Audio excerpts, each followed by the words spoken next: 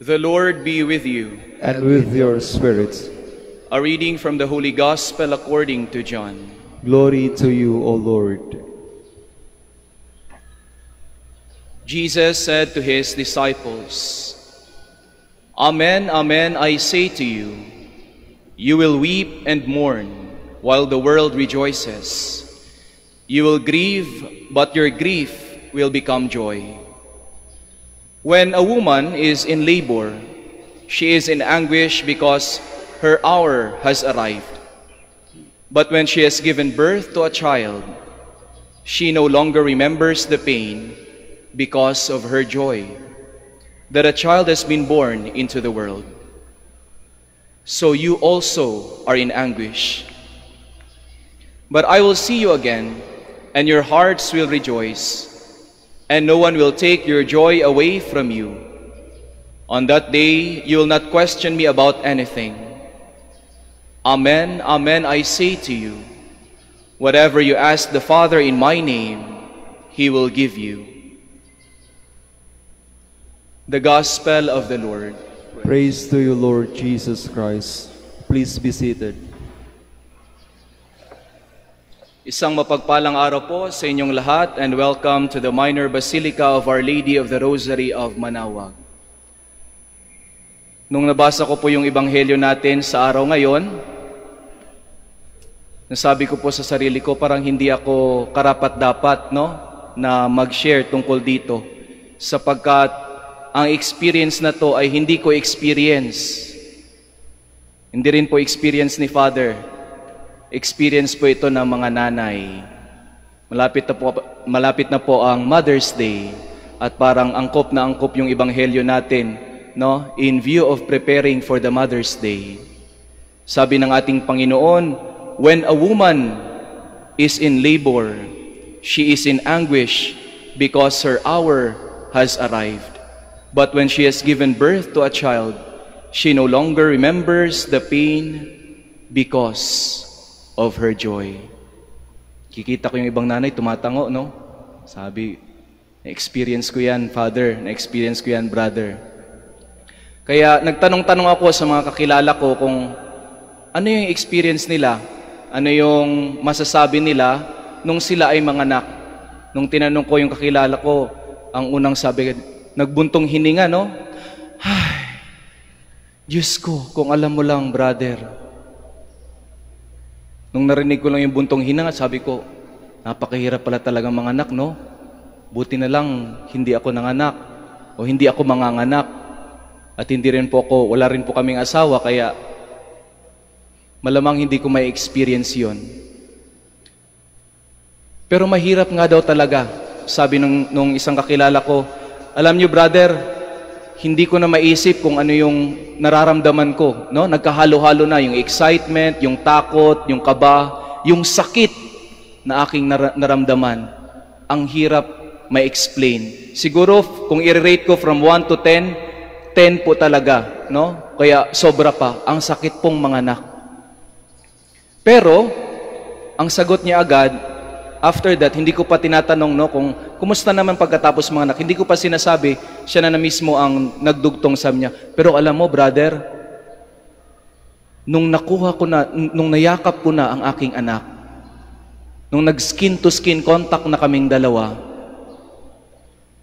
kahit ako ay naluluha sa sakit, ngayon po ay naluluha pa rin ako, pero hindi na po sa sakit, kundi sa tuwa.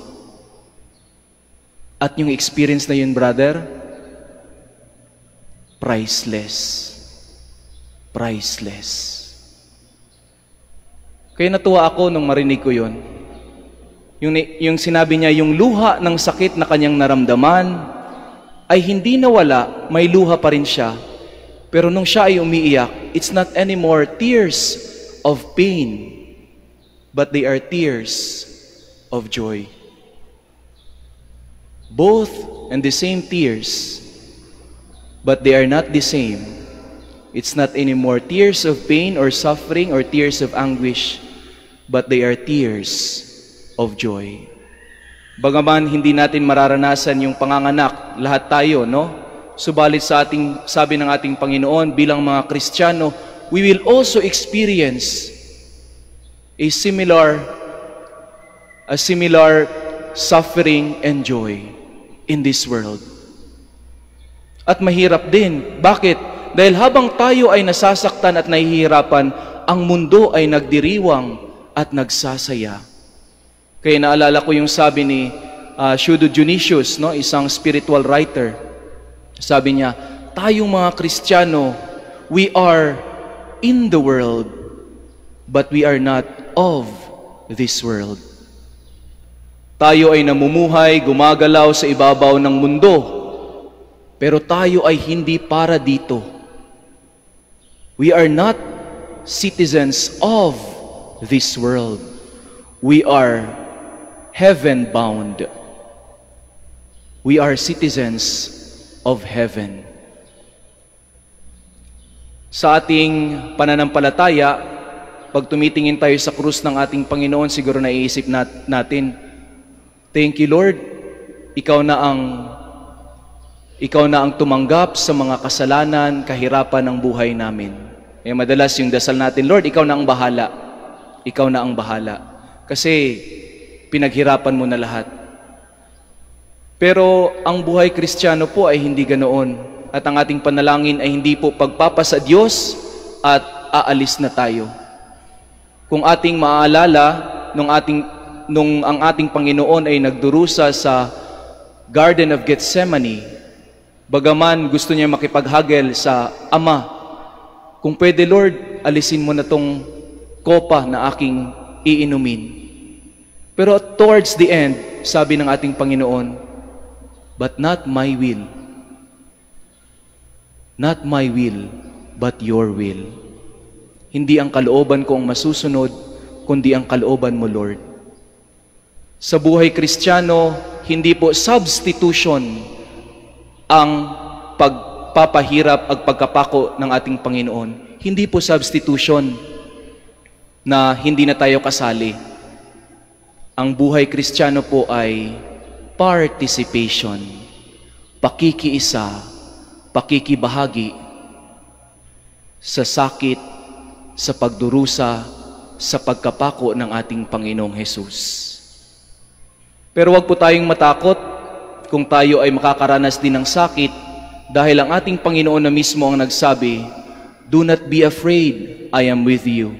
In the same Gospel of St. John, in chapter 16, the same chapter lang po ng Ebanghelyo natin, chapter 16, verse 33, sabi ng ating Panginoon, in this world, you will suffer tribulations.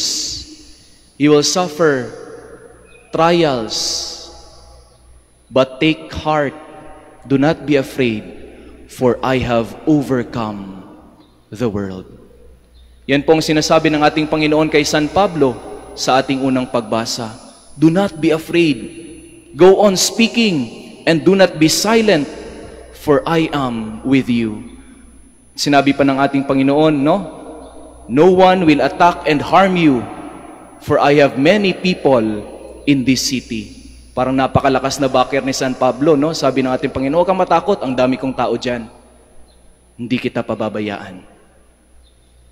At mas malinaw pa ang sinabi ng ating Salmo, God reigns, or God is King of all the earth. Huwag tayong matakot sapagkat ang Diyos ang nagahari. God overcomes the world. How? By participating also in our own struggles, suffering, and death. Kung kayo po ay may mga problema, kaya kayo narito, nagdarasal, humihingi sa ating mahal na ina, pag alis niyo po, nariyan pa rin inyong mga problema. But take courage. Do not be afraid. Facing these problems, these difficulties, God is with us. God is greater than our problems. God is King of all the earth.